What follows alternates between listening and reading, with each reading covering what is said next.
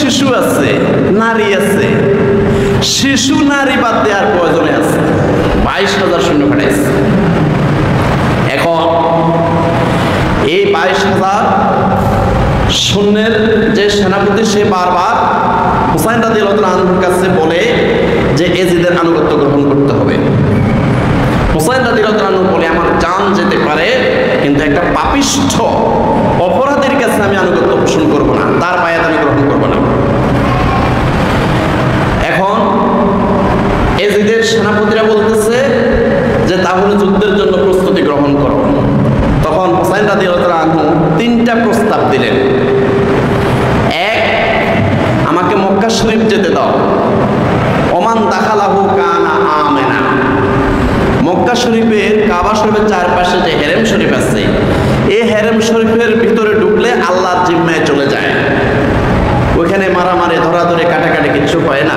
আমাকে সেখানে যেতে দাও, সারা জীবন আমি আল্লাহ বিল্লাহ করে কেটে দেব।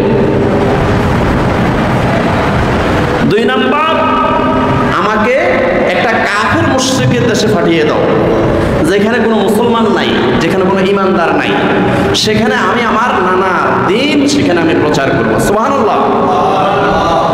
ওই কাফের মুশরিকদের দেশে গিয়ে আমি দিন প্রচার করব, আমাকে সেখানে যেতে দাও। 3 নম্বরে, আমাকে এজিদের কাছে নিয়ে যাও, তার সাথে সরাসরি কথা বলি।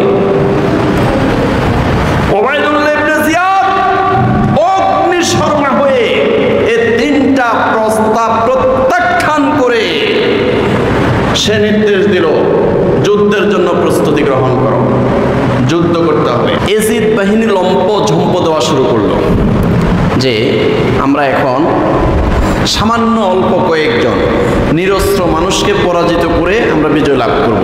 তারা লম্প ঝম্প দেওয়া শুরু করলো।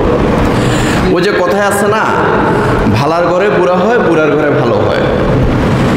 এখন হুসাইন রাদিয়াল্লাহু তাআলা আনহু অন্তর্চক্ষু দিয়ে উনি দেখলেন যে এই 22,000 এজিদ বাহিনীর ভিতরে একজন আল্লাহওয়ালা আছে, একজন মুমিন আছে, একজন মুসলমান আছে। সুবহানাল্লাহ বলেন। ওনাদের কাশফ আছে, অন্তর্চক্ষু আছে। হুসাইন রাদিয়াল্লাহু তাআলা আনহু অন্তর্চক্ষু দিয়ে দেখলেন 22,000 এজিদ বাহিনীর ভিতরে একজন আল্লাহওয়ালা আছে, একজন মুমিন আছে। উনি 10ই মুহররম ঘোড়ার উপরে সাওয়ার হয়ে চলে গেলেন সোজা একদম 22,000 সৈন্যবাহিনীর সামনে, যে একটা বক্তব্য রাখলেন যে শোনো, জাহান্নাম থেকে জান্নাতে আসার মতো কেউ আসো?